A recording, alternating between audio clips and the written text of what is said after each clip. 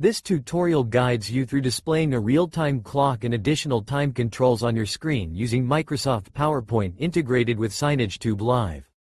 Before starting, ensure you have PowerPoint installed and access to the SignageTube Live add-in to enhance your presentations with live time displays. Select the slide where you want to add clock controls. Click the SignageTube menu to access signage-related options within PowerPoint. Select the text box shape that will host the clock control. Select the clock option from the SignageTube menu to insert a real-time clock display on your slide.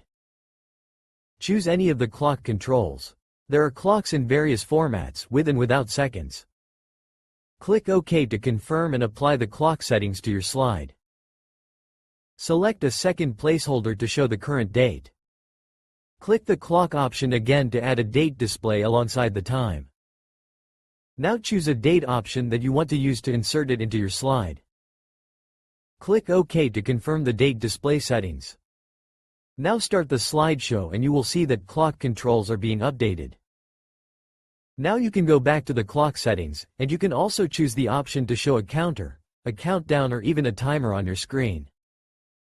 You have successfully configured a real-time clock and additional time controls on your PowerPoint slide using SignageTube Live.